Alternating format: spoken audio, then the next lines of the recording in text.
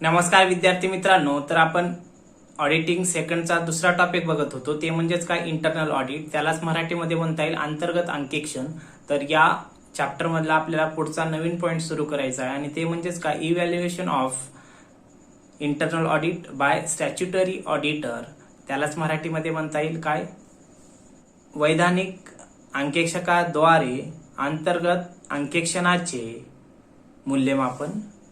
तर त्यामध्ये सांगता येऊ शकते बघा काय की व्यवसायामध्ये जे काही जमा खर्च लिहिले जातात, मग ते जमा खर्च लिहिले गेल्यानंतर वर्षभर नियमितपणे व्यवसायाचा संचालक मंडळ किंवा व्यवसायाचा मालक काय करत असतो, एका व्यक्तीची नेमणूक व्यवसायामध्ये अंतर्गत अंकेक्षक म्हणून करतात आणि हा जो कोणी अंतर्गत अंकेक्षक म्हणून कार्य करतो व्यक्ती, तो कर्मचाऱ्यामधलाच एक व्यक्ती असतो, त्याची काय निवड केली जाते अंतर्गत अंकेक्षक म्हणून आणि त्या व्यक्तीद्वारे काय करण्यात येते, व्यवसायाचे जे काही जमा खर्च किंवा मग जे काही लेखापुस्तके तयार करण्यात आलेले आहेत त्यांची काय नियमितपणे वर्षभर तपासणी करत असतो किंवा मग परीक्षण करत असतो, त्यालाच अंतर्गत अंकेक्षण असं म्हणतात। अंतर्गत अंकेक्षण हे वर्षभर असते बरं का, तर बहिर्गत अंकेक्षक किंवा मग बहिर्गत अंकेक्षण हे वर्षाच्या शेवटी असते। अंतर्गत अंकेक्षक म्हणजे इंटरनल ऑडिटर आणि अंतर्गत अंकेक्षकानं जेव्हा व्यवसायाचे जे काही लेखापुस्तके असतात किंवा मग जमा खर्च असतात त्यांची जेव्हा परीक्षण करतो किंवा मग तपासणी करतो नियमितपणे आणि त्यामध्ये ज्या काही चुका दुरुस्ती आहेत त्या उघडकीस आणून संबंधित व्यवस्थापकाकडून किंवा संचालक मंडळाकडून काही दुरुस्त करून घेण्यात येतात किंवा मग दुरुस्त करून घेतो, त्याला काय म्हणायचं अंतर्गत अंकेक्षण, हे लक्षात। तर बहिर्गत अंकेक्षक काय करतो, वर्षाच्या शेवटी आर्थिक वर्ष संपलं, व्यवसायाचं लेखापुस्तके तयार झाली की तेव्हा बहिर्गत अंकेक्षक किंवा वैधानिक अंकेक्षक काय करत असतो, त्या संबंधित व्यवसायातील लेखापुस्तकांचं परीक्षण करत असतो आणि त्याबद्दल काय लेखी स्वरूपामध्ये आपलं मत म्हणजे ओपिनियन किंवा मग आपला लिखित स्वरूपामध्ये अहवाल देत असतो त्या लेखापुस्तकाबद्दल। तर अंतर्गत अंकेक्षक काय करतो, वर्षभरामध्ये जे काही व्यवहार होत असतात दैनंदिन नियमितपणे दररोज जे काही झालेले आहे त्यांची काय बारकाईने तपासणी करत असतो आणि त्याबद्दल आपलं ओपिनियन संबंधित व्यवस्थापकाला देत असतो, हे या ठिकाणी सांगता येऊ शकते। तर आपल्याला काय करायचं आहे या लेक्चरमध्ये की व्यवसायामध्ये जे काही अंतर्गत अंकेक्षण करण्यात आलेलं असते अंतर्गत अंकेक्षकाद्वारे, व्यवसायाच्या मालकाद्वारे किंवा मग व्यवस्थापकाद्वारे, मग तेव्हा ते जे काही अंतर्गत अंकेक्षण करण्यात आलेलं आहे तेव्हा वैधानिक अंकेक्षक काय करतो, या अंतर्गत अंकेक्षकानं जे काही अंतर्गत अंकेक्षण केलेलं आहे त्याचं मूल्यमापन करतो किंवा इव्हॅल्युएशन करत असतो की बाबा कशा पद्धतीनं काय त्यानं व्यवसायाची लेखापुस्तके तपासलेत, खरोखरच अंतर्गत नियंत्रण ठेवलेलं आहे का, त्यानं लेखापुस्तके त्यानं नियमितपणे अचूकपणे योग्य पद्धतीनं तपासलेले आहेत का, परीक्षण केलेलं आहे का, हे वैधानिक अंकेक्षक मूल्यमापन अंतर्गत अंकेक्षणाचं करत असतो, हे या ठिकाणी सांगता येऊ शकते। तर बघा मग हे जे काही आहे काय वैधानिक अंकेक्षकाद्वारे अंतर्गत अंकेक्षणाचे मूल्यमापन, त्यामध्ये सांगता येऊ शकते बघा काय या वैधानिक अंकेक्षकानं, वैधानिक म्हणजे बहिर्गत अंकेक्षक, हे लक्षात, कायदेशीर अंकेक्षक, मग ह्या वैधानिक अंकेक्षकानं काय केलं पाहिजे की व्यवसाय संघटनेमध्ये जे काही अंतर्गत अंकेक्षण केलेलं आहे त्याची तपासणी बारकाईने केली पाहिजे। त्यासोबतच काही काही व्यवसायामध्ये काय केलं जाते की फक्त कागदपत्री दाखवलं जाते की बाबा अंतर्गत अंकेक्षण आम्ही पूर्ण केलेलं आहे असं दाखवलं जाते, पण काय प्रत्यक्षात मात्र ते नसते, फक्त कागदपत्री असते। मग अशा वेळेस अंकेक्षकानं काय केलं पाहिजे, कोणत्या वैधानिक की बाबा मूल्यमापन केलं पाहिजे, संबंधित जे काही अंतर्गत अंकेक्षण केलेलं आहे ते खरोखरच केलेलं आहे, त्याचा कागदपत्रही पुरावा आहे, लेखापरीक्षण ही अंतर्गत अंकेक्षकाकडून अंतर्गत अंकेक्षण करण्यात आलेले हे पाहणं गरजेचं आहे। त्यासोबतच काही काही व्यवसायामध्ये फक्त भासवलं जाते की बाबा अंतर्गत अंकेक्षण केलेलं आहे, पण वैधानिक अंकेक्षकाने याची काय बारकाईनं तपासणी केली पाहिजे किंवा मग त्याचा तपास घेतला पाहिजे की खरोखरच काय अंतर्गत अंकेक्षण त्या व्यवसायामध्ये झालेलं आहे का, होत आहे का नाही झालेलं, फक्त कागदपत्रीत ठेवलेलं आहे हे पाहणं गरजेचं आहे। त्यासोबतच पुढे सांगता येऊ शकते बघा काय प्रत्यक्षात मात्र अंतर्गत अंकेक्षण चांगल्या पद्धतीनं काही ठिकाणी केलं जाते तर काही ठिकाणी होत नाही, मग संबंधित वैधानिक अंकेक्षकानं पाहणं गरजेचं आहे की त्या संबंधित व्यवसाय संघटनेमध्ये अंतर्गत अंकेक्षण होत आहे का, हे पाहणं आवश्यक आहे। त्यासोबतच काय की अंतर्गत अंकेक्षण तपासताना वैधानिक अंकेक्षकानं काय केलं पाहिजे की जे काही व्यवसाय संघटनेमध्ये वेगवेगळे डिपार्टमेंट असतात किंवा वेगवेगळे विभाग असतात, जे ते अंतर्गत अंकेक्षकानं काय केलेलं आहे की लेखापुस्तकांचं परीक्षण केले. मग अशा वेळेस संबंधित वैधानिक अंकेक्षकानं अंतर्गत अंकेक्षकाद्वारे जे काही विभागामधील अंकेक्षण केलेलं आहे त्यानं तिथले काय कागदपत्री पुरावे मागवणं, त्यांचं मूल्यमापन करणं किंवा त्यांची तपासणी करणं, त्यासोबतच काय वेगवेगळ्या अधिकाऱ्यांना काय विचारणं की बाबा खरंच अंतर्गत अंकेक्षण झालेलं आहे का, काही प्रश्नांच्या माध्यमातून माहिती मिळवणं, हे अंतर्गत अंकेक्षणाबाबतीत काय करत असतो वैधानिक अंकेक्षक, की अंतर्गत अंकेक्षकाच्या कार्याचं त्यासोबतच अंतर्गत अंकेक्षण झालेलं आहे का नाही याची काय पडताळणी करतो किंवा मग सत्यता तपासत असतो, हे लक्षात. त्यासोबतच वेळोवेळी जे काही अधिकारी असतील त्यांना काय जे काही प्रश्न वगैरे विचारून अंतर्गत अंकेक्षण खरंच झालेलं आहे का हे सुद्धा माहिती वैधानिक अंकेक्षक काय मिळवत असतो आणि त्यावरून सुद्धा मूल्यमापन अंतर्गत अंकेक्षणाचं करत असलेलं आपण सांगता येऊ शकते.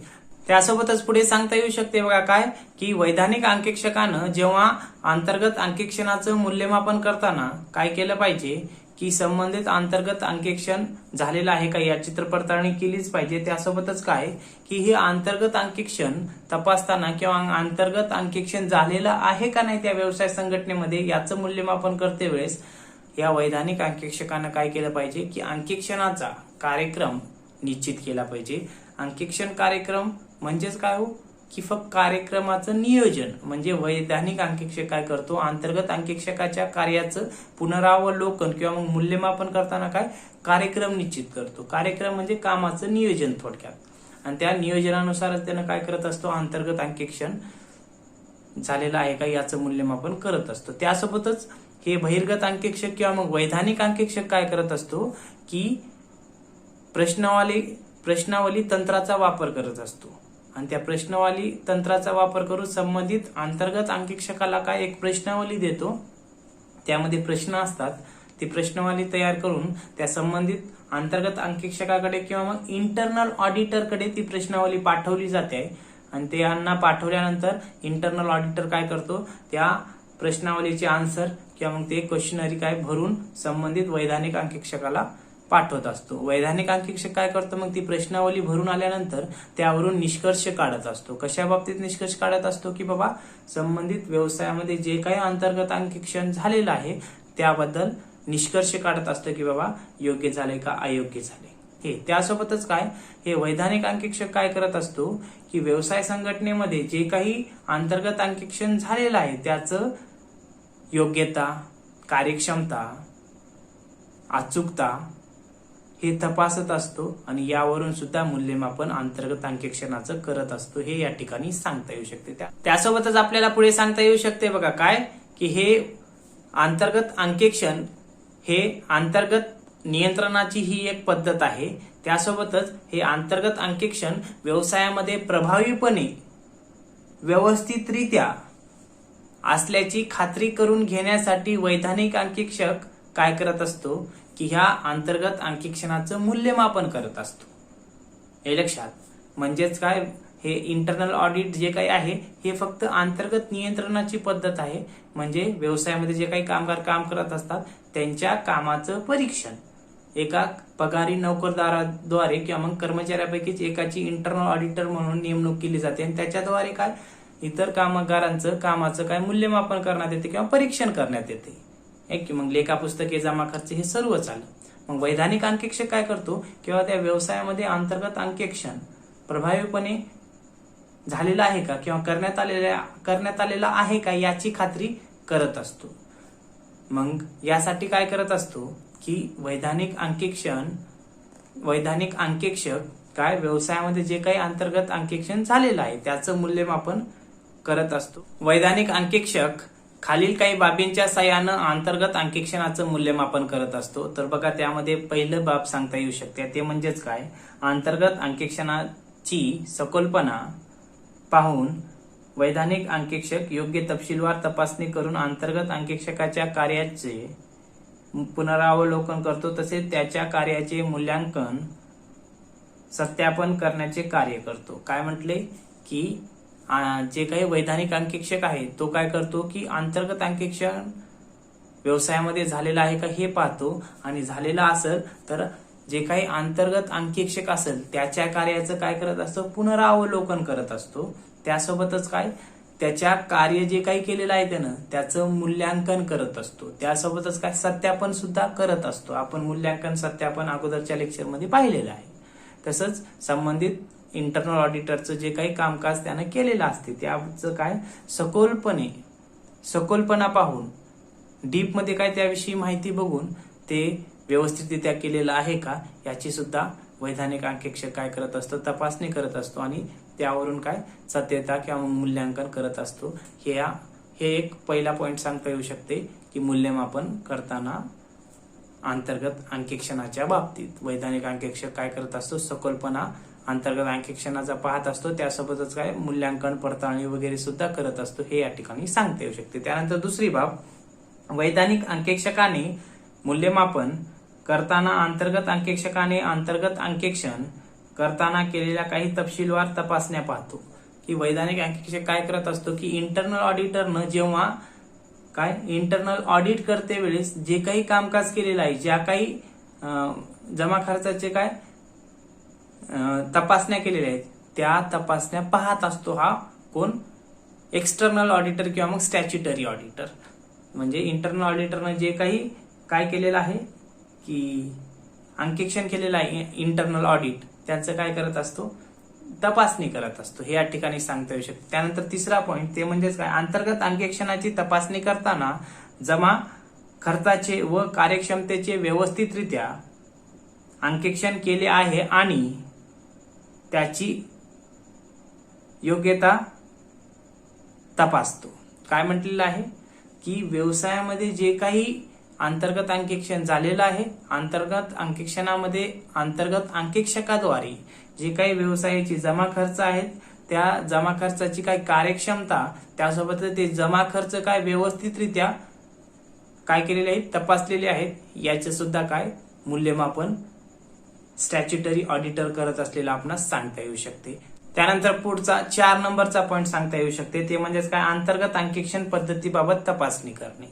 म्हणजेच काय, स्टॅच्युटरी ऑडिटर काय करत असतो, व्यवसायामध्ये जे काही इंटरनल ऑडिटर आणि इंटरनल ऑडिट झालेलं आहे मग त्याचं काय करत असतो, बारकाईनं काय करत असतो, तपासणी करत असतो. हे लक्षात, म्हणजे ती पद्धत आहे का व्यवसायामध्ये, ती पद्धत अवलंबली जाते का, व्यवसायाचा विस्तार मोठा आहे का, खरंच ती पद्धत जी काही इंटरनल ऑडिटची आहे ती खरंच कार्यक्षम पद्धतीने वापरली जाते का, खरोखरच इंटरनल ऑडिट होतंय का फक्त कागदपत्री ठेवण्यात आलेला आहे. हे सर्व स्टॅच्युटरी ऑडिटर काय या मूल्यांकनाच्या माध्यमातून पाहत असतो. या ठिकाणी सांगता येऊ शकते.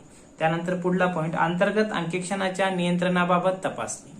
तर व्यवसायामध्ये जे काही अंतर्गत अंकेक्षण आहे मग ते अंतर्गत अंकेक्षण करते वेळेस खरंच नियंत्रण त्या इंटरनल ऑडिटरचं आहे का प्रत्येकाच्या कामावर किंवा मग जमा खर्चावरती, का संचालक मंडळाच्या सांगण्यावरून हा जो कोणी इंटरनल ऑडिटर आहे तो फक्त काय लेखा पुस्तके ओबडधोबड तपासत आहे, तपासायचं का म्हणून, आणि एक्सटर्नल ऑडिटला फक्त सांगायचं किंवा आम्ही संबंधित लेखा पुस्तके इंटरनल ऑडिटर कडून तपासलेले आहेत.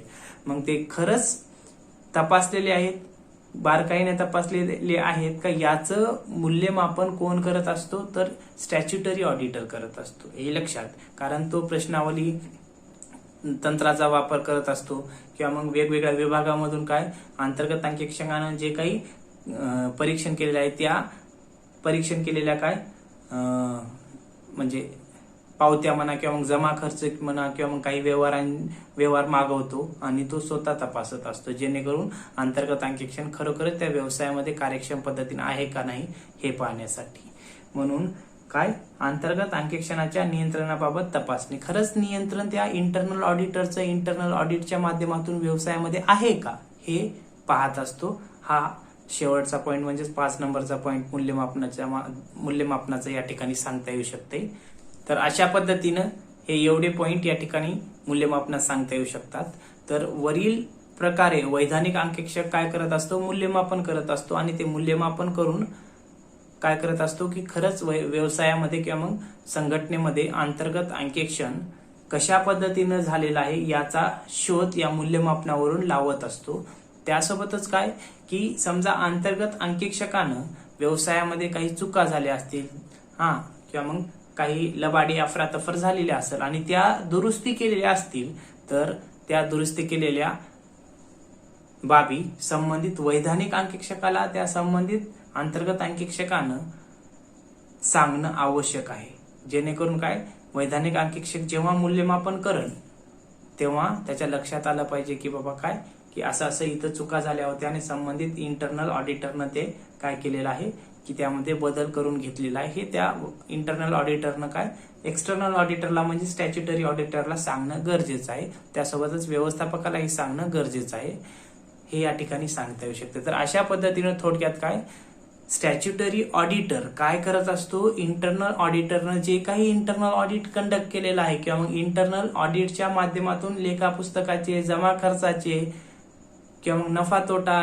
किंवा मग ताळेबंदाचं जे काही तपासणी केलेली आहे नियमितपणे वर्षभर त्यांचं मूल्यमापन करतो, म्हणजे इव्हॅल्युएशन करतो. इव्हॅल्युएशन म्हणजे काय हो, त्यांना जे काही केलेलं आहे इंटरनल ऑडिटरनं कामकाज त्याचं पुनरावलोकन म्हणजे थोडक्यात पाहत असते की बाबा कशा पद्धतीनं त्यानं इंटरनल ऑडिट केलेलं आहे, खरंच नियंत्रण इंटरनल ऑडिटरचं नियंत्रण इंटरनल ऑडिट करताना आहे का, प्रत्येकाच्या कामकाजावर आहे का, इंटरनल ऑडिट खरंच यशस्वीपणे प्रभावीपणे त्या व्यवसायामध्ये करण्यात आलेलं आहे का, करण्यात आलेलं आहे तर त्याचे पुरावे काय आहेत, पुरावे कागदपत्रे आहेत का फक्त नावाला का खरोखरच केलेलं आहे, हे सर्व मूल्यमापनाच्या माध्यमातून वैधानिक अंकेक्षक काय करत असतो की अंतर्गत अंकेक्षण कशा पद्धतीने झालेलं आहे ठरवत असतो.